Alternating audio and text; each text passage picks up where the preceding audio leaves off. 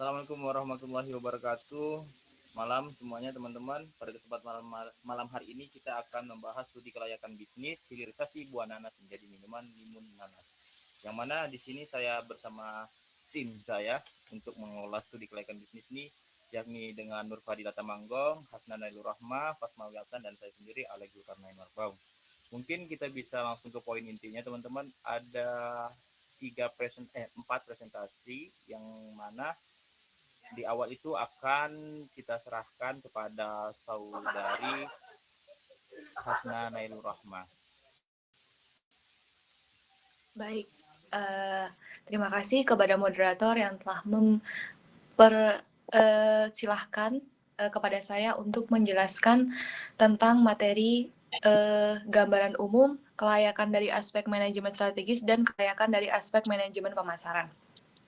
Untuk gambaran umum, hilirisasi buah nanas menjadi minuman limun nanas merupakan bentuk pengolahan hasil pertanian untuk meningkatkan nilai tambah komoditas.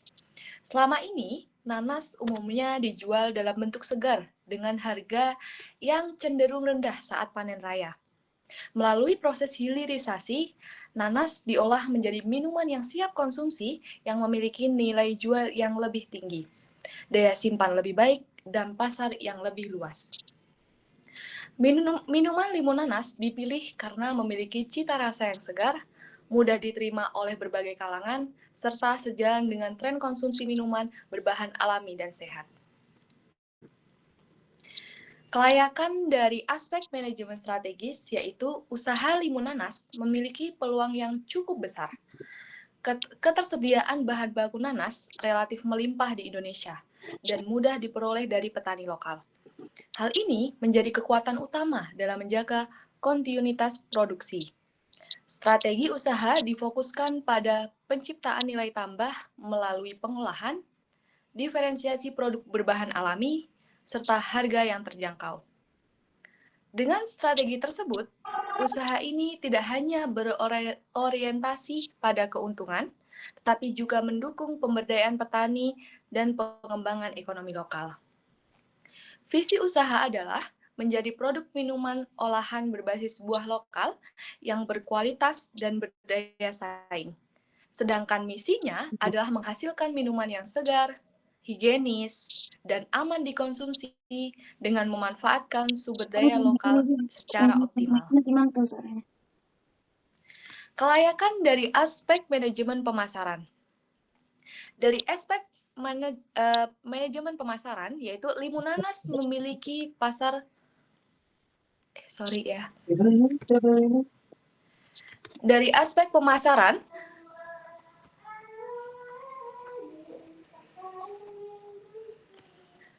limun nanas memiliki pasar yang cukup luas.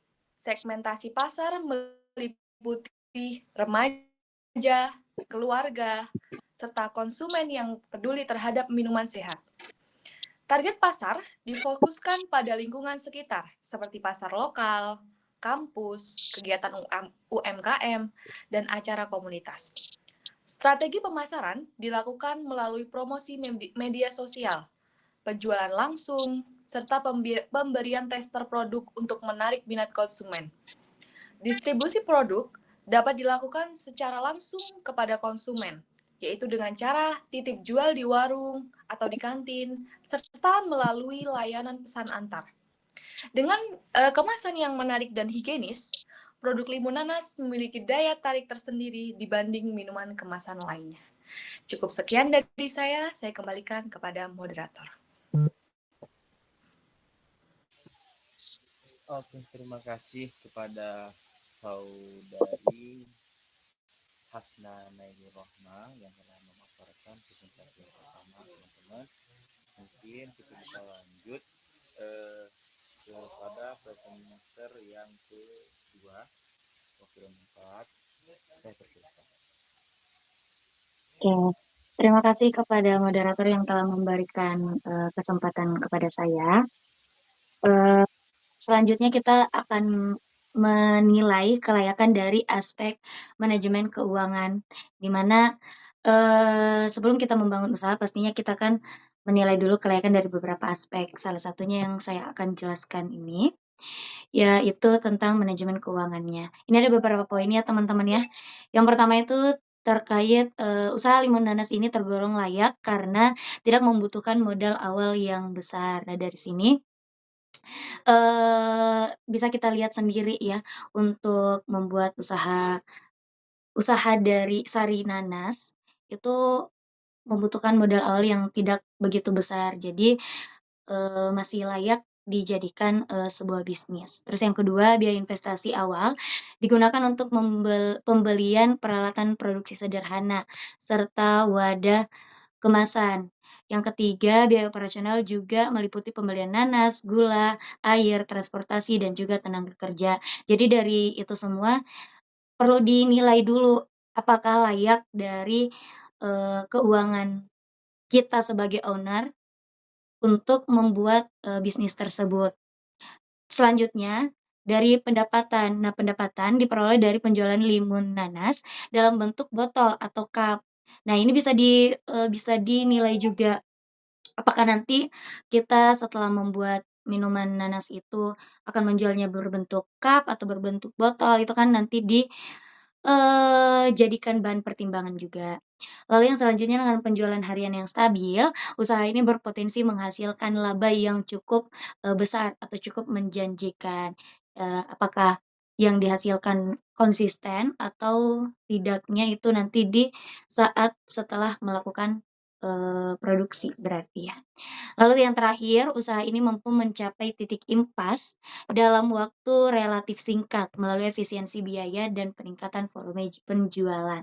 Karena mungkin, bahan dasarnya juga dari nanas dan tidak perlu memerlukan banyak bahan tambahan ya, jadi waktunya itu relatif singkat dan efisien untuk mencapai yang tadi, titik impas atau break even point, sehingga mendapatkan hasil yang bisa dikatakan stabil.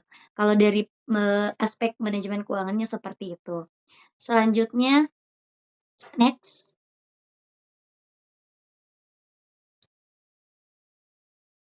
Next.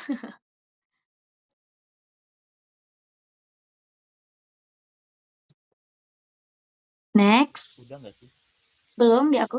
Oh, udah ya? Oke oke. Sorry sorry sorry. Oke, selanjutnya dari, aspek manajemen sumber daya manusia.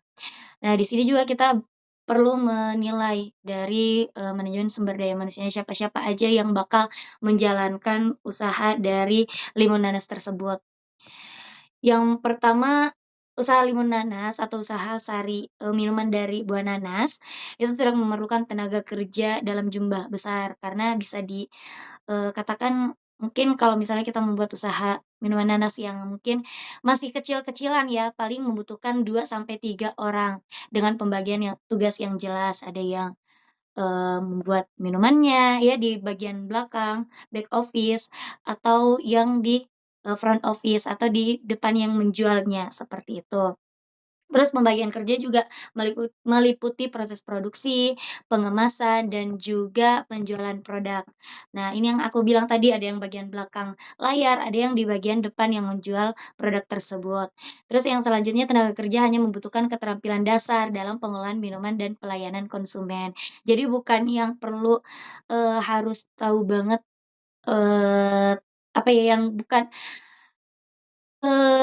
keterampilannya tuh keterampilan dasar aja, yang penting kita bisa mengolah nanas tersebut menjadi minuman, dan di bagian front office-nya atau di bagian pelayanannya bisa memberikan pelayanan yang baik untuk konsumen. Dan terakhir, pelatihan sederhana mungkin terkait kebersihan dan juga kualitas produk yang sudah memadai, itu bisa mendukung kelancaran kelancaran operasional usaha. Nah, pelatihannya mungkin pasti kan kalau merekrut, karyawan yang pastinya nggak langsung bisa gitu kan, mungkin kita adalah training 1, 2, atau 3 hari untuk melakukan pelatihan kepada karyawan baru tersebut, seperti itu. Dan yang selanjutnya, kelayakan dari aspek legalitas, next. Oke. Kelayakan dari aspek legalitas ini juga penting teman-teman karena, membuat usaha kan pastinya kita butuh, apa ya, izin usaha seperti itu. Usaha apapun kita memerlukan izin tersebut. Jadi makanya perlu dibuat juga, perlu diurus juga kita sebagai owner ya, sebagai pemilik usaha perlu mengurus izin usaha mikro dan kecil sesuai peraturan yang berlaku. Dan juga sebelum kita mengurus hal tersebut, yang pastinya kita harus mematuhi standar-standar yang telah ditetapkan seperti kebersihan dan keamanannya, atau kalau kita sebagai muslim dari aspek kehalalannya, seperti itu. Itu bisa untuk, meningkatkan kepercayaan konsumen terhadap produk yang kita jual atau kita, produksi, seperti itu. Mungkin dari saya cukup sekian, saya kembalikan kepada moderator. Oke, terima kasih pada Ms. Fadilah yang telah menjelaskan dari aspek legalitas, kemudian tadi juga menjelaskan dari SDM-nya seperti apa, manajemennya. Mungkin kita bisa lanjut kepada saudara Rasmaul Hafsan untuk melanjutkan presentasi yang ketiga. Baik, di sini saya akan melanjutkan materi tentang kelayakan dari aspek manajemen risiko. Nah, di sini pasti tentunya setiap usaha memiliki risiko, termasuk usaha limun nanas yang akan dijalankan ini. Karena risiko ini mungkin dihadapi antara lain fluktuasi harga bahan baku atau produk yang cepat basi, serta persaingan dengan minuman lain di pasaran. Nah, risiko tersebut dapat diminimalkan melalui beberapa strategi. Tentunya yang pertama seperti menjalin kerjasama dengan pemasok nanas, kemudian menerapkan sistem produksi harian sesuai permintaan, kemudian juga yang tentunya menjaga kualitas dan kebersihan produk, serta melakukan inovasi rasa dan kemasan dengan manajemen risiko yang baik. Keberlangsungan usaha dengan usaha-usaha tadi mungkin keberlangsungan usaha ini dapat terjaga gitu. Kemudian yang selanjutnya next, tentang aspek pemasaran. Dari aspek pemasaran sendiri di sini tentu, kompos yang dihasilkan dari limbah nanas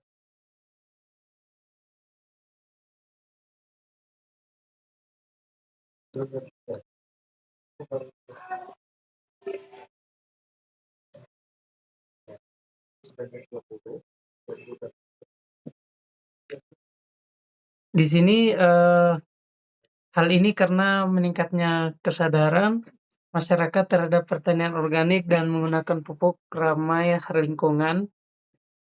Kompos dari limbah nanas ini dapat dipasarkan kepada petani atau pekebun, pelaku urban farming, serta masyarakat umum yang memiliki tanaman hias maupun tanaman pangan.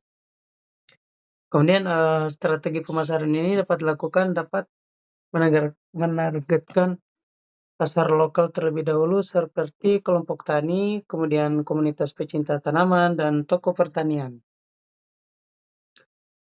Promosi dapat dilakukan melalui edukasi langsung media sosial serta kerjasama dengan komunitas lingkungan atau bank sampah. Kemudian keunggulan dari produk ini juga yaitu bisa ditonjolkan adalah bahan bakunya alami, kemudian ramah lingkungan dan berasal dari limbah yang diolah kembali sehingga memiliki nilai keberlanjutan. Kemudian yang terakhir yaitu dari sisi aspek keuangannya. Dari sisi keuangannya sendiri nih, usaha kompos dari limbah nanas tergolong layak karena membutuhkan modal yang relatif kecil. Bahan baku utamanya juga berupa limbah nanas. Kemudian mudah diperoleh dengan biaya rendah, bahkan gratis dari pedagang buah atau pelaku usaha pengolahan nanas. Biaya yang dikeluarkan lebih banyak digunakan untuk peralatan sederhana seperti wadah kompos, alat pencacah, serta biaya tenaga kerja dan transportasi. Kemudian, pendapatan diperoleh dari penjualan kompos dalam bentuk curah atau kemasan dengan permintaan pupuk organik yang terus meningkat. Usaha ini memiliki potensi menghasilkan keuntungan secara berkelanjutan. Selain itu, penggunaan limbah sebagai bahan baku membantu menekankan biaya produksi sehingga margin keuntungan lebih relatif stabil. Dengan pengolahan yang baik, usaha kompos dapat mencapai titik impas dalam waktu yang tidak terlalu lama. Mungkin sekian dari saya kembalikan kepada saudara Alek. Oke, terima kasih pada saudara Hasan yang telah memaparkan aspek keuangan, kemudian aspek pemasaran yang tidak cukup rinci ya dari teman-teman. Mungkin kita bisa lanjut ke presentasi yang keempat, yaitu saya sendiri. Pada kesempatan kali ini saya akan membahas tentang aspek sumber daya manusia. Aspek sumber daya manusia kita atau yang sering kita bahas manajemen SDM gitu ya, sumber daya manusia. Karena perlu kita ketahui, adapun SDA-nya bagus gitu ya, sumber daya alamnya yang bagus, namun ketika SDA-nya tidak saya bahasanya tidak mencukupi atau tidak ada capability, tentu tidak ada kesinambungan juga. Nah, perlu diketahui teman-teman, manajemen SDM ini itu ada 4 poin. Yang pertama itu di bagian struktur organisasi dan kebutuhan personal. Usaha dijalankan oleh tim kecil yang terdiri dari 1, 2, sampai 3 orang guna menjaga efisiensi biaya operasional pada tahap awal. Pembagian tugas dilakukan secara spesifik untuk memastikan seluruh rantai produksi terjaga. Yang mana rantai produksi itu ada 3 poin. Yang pertama, bagian pengadaan dan pengumpulan bahan baku, yang mana mereka bertanggung jawab mencari dan mengumpulkan limbah nanas dari lahan atau unit produksi minuman agar suplai bahan baku tetap stabil. Kemudian yang ketiga, bagian produksi atau proses pengomposan. Nah, pada bagian ini bertanggung jawab atas pencacahan limbah, pencampuran starter, monitoring kelembapan, hingga proses pemanenan kompos. Kemudian yang ketiga, bagian pemasaran dan distribusi. Bagian yang tiga ini sama seperti pemasaran yang bertanggung jawab menjalin hubungan dengan kelompok tani, toko pertanian, serta melakukan promosi produk kepada masyarakat luas. Kemudian kita faktor yang ataupun yang harus kita ketahui yang kedua itu kualifikasi dan kompetensi tenaga kerja. Tenaga kerja yang dibutuhkan tidak memerlukan latar belakang pendidikan tinggi, ya, karena karena ini sangat sebenarnya tidak rumit untuk dilakukan. Tetapi harus ada poin yang harus dipenuhi oleh calon yang mengurus bisnis ini. Apa aja kelayakan yang harus dipenuhi? Pengetahuan dasar tentang pengomposan, memahami prinsip dasar pengolahan limbah menjadi pupuk organik agar hasil kompos berkualitas. Kemudian kesadaran kebersihan dan lingkungan, memiliki kepedulian tinggi terhadap pengolahan limbah agar proses produksi tidak menimbulkan bau yang mengganggu atau pencemaran lingkungan sekitar. Kemudian juga kita harus ada ketahanan fisik, mengingat pekerjaan ini melibatkan aktivitas fisik seperti pengangkutan limbah dan kembalikan tumpukan kompos secara berkala. Kalau kita lihat studi kasusnya, sebenarnya cukup banyak petani-petani yang mengandalkan limbah-limbah yang ada di sekitar untuk memupuk tanaman-tanaman mereka, sehingga tidak ketergantungan kepada pupuk-pupuk yang mungkin terlalu banyak zat kimianya. Kemudian aspek ketiga yang harus kita ketahui itu program pelatihan dan pengembangan, yang mana setiap instansi pasti membutuhkan namanya upgrading gitu ya, pengembangan untuk mendukung kelancaran usaha. Koperasi akan memberikan pelatihan singkat namun intensif gitu kepada tim SDM, yang mana meliputi pelatihan teknik pengomposan, cara penggunaan alat pencacahan, dan teknik fermentasi yang efektif. Kemudian manajemen limbah, cara memisahkan limbah nanas dari material non organik lainnya agar tidak mengkontaminasi pupuk kita. Kemudian kesehatan dan keselamatan kerja atau K3 yang sering kita dengar. Penggunaan alat pelindung diri APD gitu ya, sederhana seperti sarung tangan dan masker saat mengelola limbah. Kemudian aspek yang keempat yakni efektivitas dan efisiensi kerja. Meskipun jumlah SDM kita tuh di awal terbatas gitu ya, organisasi yang terorganisir gitu ya, dengan pembagian tugas yang jelas, memastikan seluruh operasional berjalan efektif. Dengan manajemen SDM yang tepat, usaha kompos ini mampu menghasilkan output yang maksimal dengan biaya tenaga kerja yang terkendali, sehingga mendukung keberlanjutan operasi secara keseluruhan ya teman-teman. Nah itu dari aspek sumber daya. Mungkin langsung saya bacakan saja bagian kesimpulannya. Usaha hilirisasi nanas oleh Koperasi Merah Putih merupakan model bisnis ekonomi sirkular yang sangat layak jalan karena mengintegrasikan aspek profitabilitas, pemberdayaan sosial, dan pelestarian lingkungan. Memulai transformasi buah segar menjadi minuman limun nanas yang memiliki nilai jual tinggi dan pasar yang luas. Koperasi mampu meningkatkan kesejahteraan ekonomi petani serta mengatasi fluktuasi harga pasar. Keberhasilan ini didukung oleh manajemen pemasar yang adaptif terhadap tren hidup sehat, manajemen keuangan yang efisien dengan modal yang terjangkau, serta legalitas usaha yang kuat untuk membangun kepercayaan konsumen. Di sisi lain, pemanfaatan limbah produksi menjadi pupuk kompos memastikan prinsip zero waste dan zero burning di lahan gambut terwujud, sehingga operasional bisnis tidak hanya menghasilkan keuntungan namun juga menjaga kesehatan ekosistem. Dengan dukungan manajemen SDM yang ramping namun tampil melalui pelatihan teknis yang tepat, sinergi antara unit bisnis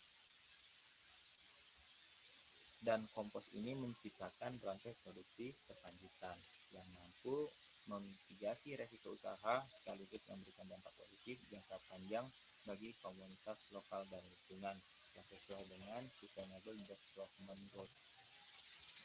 Mungkin itu aja ya pembahasan kita pada malam hari ini. Mudah-mudahan bisa bermanfaat bagi kita semua dan tentunya pada masyarakat umum.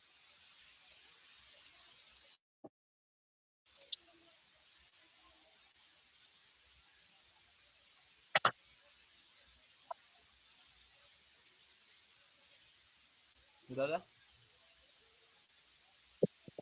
Apalagi tutup aja. Oh ya belum tutup.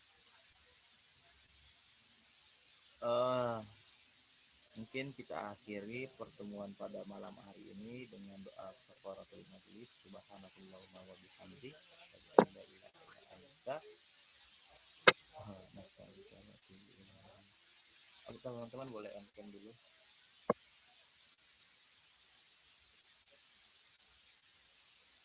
Wait.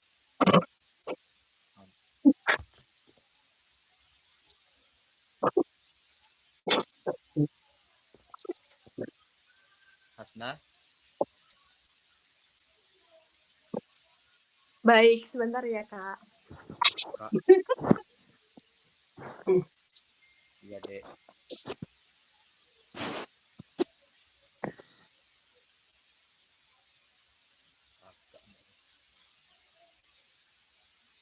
Ini dimatiin dulu, Kak. Udah Kak guys? Udah ya? Gak dengar apa ngomong apa, Cok. Oh, tadi udah salam. Oke. Terima kasih guys. Udah ya?